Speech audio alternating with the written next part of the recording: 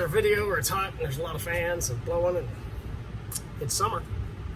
One more topic that no one talks about is broadhead durability and edge durability. I mean, people talk around it, but I have a unique spot here.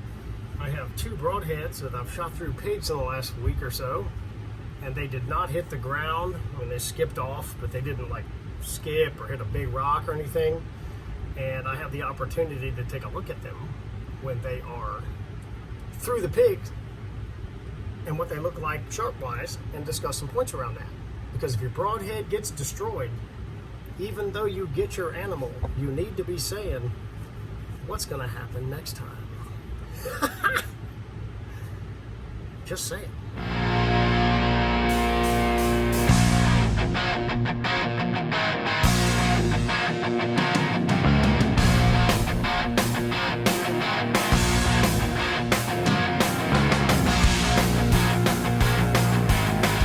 So, what happened was I started July and August are really good times to hunt pigs. It's hot and miserable and don't get in a tent blind. It's a horrible experience, but they get pretty complacent this time of year. I mean, they haven't been hunted, and if you keep your feeders running, yeah, that's me.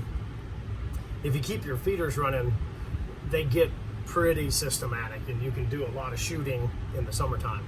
So the last couple of weeks I've shot one with, I'll put a video up on this. This is a tough 300 grain tough head, the classic version. As you can see, it's still got the carnage on it, and it's all bloody. And then I shot another one with the 200 grain evolution. And this one's yummy. The shaft is just juiced, crumbs and chunks on it. This is the Ranch Fairy Arrow by Sirius, and the other one I shot on the ranch, both of them were Sirius Supernovas. This one had feathers on it, and that was on my little short bow. And then this is my 250 spine Sirius Ranch Fairy Arrow with the blue and white fletchings, and 100 grain insert, and then has the 200 grain evolution. So what I'm going to do is I'm going to show you the post-shot sharpness real quick. This is something nobody really talks about in detail, and once again, if you don't think about it much, and you get some shredded broadheads, and I'm going to show you a couple of examples here of broadheads that are from a deer processor, and the deer died. Give it that. If they're at the processor, they're dead. And you need to be, when you, hang on, this fan's trying to fall over. If you kill a deer and your broadhead comes back and looks like that, you need to, the last thought you should say is, well, thank God, I mean, that's good enough, because it could contribute to a longer day next time. I'm not bashing on brands, I don't care. I want you to take a look at your broadheads this season and look at what they look like after they've gone through a deer and hit like dirt and stuff. Or if they anchor in a shoulder or something like that and run off with it and keep it, get the broadhead out and look at whatever you're shooting. I don't care if it's a flapper, I don't care if it's a 100 grain thin bladed punch point broadhead, I don't care if it's one of the machined, relatively inexpensive OK broadheads. Look at the broadhead itself. And if it's mangled, destroyed, bent, it was good enough that time. But will it be good enough every time? And then if you're just shooting deer with that head and you decide that's good enough and you decide to go shoot something like an elk that's 2 or 3 times bigger, possibly go to Africa and shoot some of the bigger stuff there, where the bone structure increases in size, you also need to be asking yourself, is it gonna be good enough if it hits something hard? And I'm talking about just a dead center rib impact, not a shoulder blade, no spines, none of that, none of the normal fairy stuff everybody accuses me of saying, please shoot them in the humerus bone. Whew, man, there's too many people who think I'm saying that. Planning for it, but not trying to shoot them there. But if you just shoot a deer in a normal spot, decent shot placement, and your broadhead gets mangled, and then you decide to elevate your game to a larger species with bigger bone structure, it could contribute to a long day. That's all I'm telling you. It may work nine times in a row, and then one you'll say, I don't know why or what's the fault. You need to go back and look at all the pictures of your mangled broadheads. All right. Yeah, I drink too much coffee. So,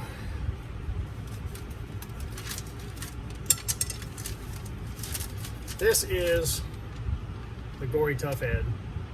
It was, I shot it on a 40-pound bow on about 740 grains, I think. Oh, wow, that's fancy. And I left the broadhead bloody for this experiment right here, and you can see the edges are still bloody. I mean, nothing's been altered, and it did not hit the ground. It anchored actually in the shoulder. It went through the spine and anchored, and this part of the broadhead the spine was right here. So it ran off about 40 or 50 yards, and it was actually in the bone as the pig was running. So let's just see what it does. Once it gets cutting through, it does okay, but you can see it's a little ragged up, right? On the other side. Pretty crazy, right? Still got a little edge to it, okay? That is after penetrating rear shot, back quartering away, and went right into right between the spine and the rib cage and got anchored in there. And then the pig ran 40 yards and fell over and died.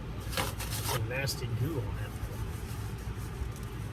The evolution I shot, this is just a pure rib hit on one. I didn't hit anything outrageous, just normal shot placement through the rib cage.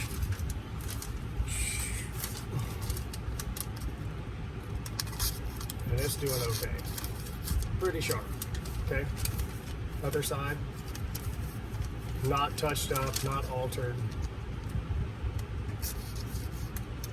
Still cutting a little bit, okay? So that one was purely shot through and found on the ground.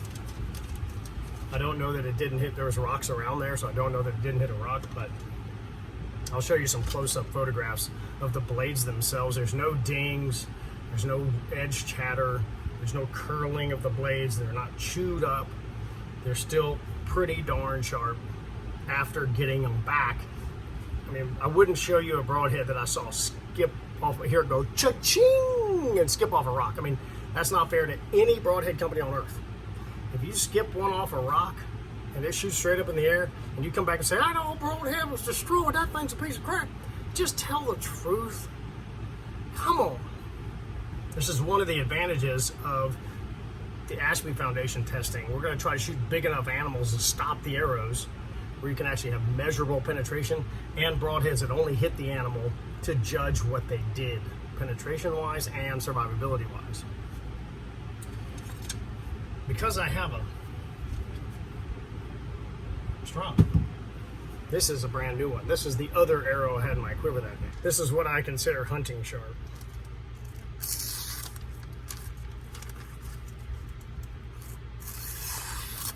Okay, that's where they should start. And then this little Hummer's going hunting tonight. So I have stropped it, shined it up, blades real nice. This is what you want. Nice and smooth, okay? So you saw the difference. This is the hunting sharp one, or this is the one they've been shot through a pig. Right, it's just grabbing. Yeah, it does okay, but it's not super sexiness. Just takes right off, right? It's just that little amount of detail. Now, if you can't sharpen and you don't practice, and if you take this one that is as sharp as the one that has been shot through the pig, this one or that one, trust me, they feel sharp. You put your finger on the edge and it grabs pretty decent, feels sharp. Oh yeah, that's pretty good. Rub on that one. Oh, sharp enough. Or the ultimate sin, roll into camp. Hey man, I gotta check my broadheads before we go out. And you shoot all your broadheads into a target and go, we're good to go, and just go hunting. That is the dumbest thing There's dumber things to do, but in bow hunting, that is one of the biggest sins on earth. You took a broadhead that was at a certain level of sharpness and you ensured that it's duller than it started. And then you're going to go hunting. And I know what's going to happen. You hit one kind of weird, you don't know, or you lose one, and the arrow's in him, and you don't know if the broadhead turned into a chainsaw and got all shredded up. Or you don't know anything. All you know is it took a lot longer to find the deer. You know what you're going to say? I was shooting the XYZ broadhead and I hit them perfect, because everybody hits them perfect every time when they lose one or have a long day. And that dang gum deer didn't bleed. Of course, you didn't say, well, I shot it like 4 times into a target and then went hunting and it should have been fine. Completely irresponsible of you. So just some food for thought on this. Inspect your broadheads. Do a little bit of a necropsy like I do on my channel and see what the arrow and the broadhead went through. That's good knowledge for you in the future. But really take a look at your broadheads. If they're bent, if the blades are destroyed, they're flattened, it's missing one, and you say, well, that was good enough. You need to realize it was that time. But it's not going to be that way every time. And if you decide to take the same stick and the same broadhead and take it from shooting 120-pound whitetails in Texas and go elk hunting with it, you have a very good chance that it's not going to be good enough because the animal got bigger. Just trying to be logical here. Hey, this is the Ranch Fairies. Hit the subscribe button, like button, pass this thing around. Apparently there's this thing called the internet and you can share these things. I don't even know how to do that. So do that for me. Help out the Ranch Fairy Nation.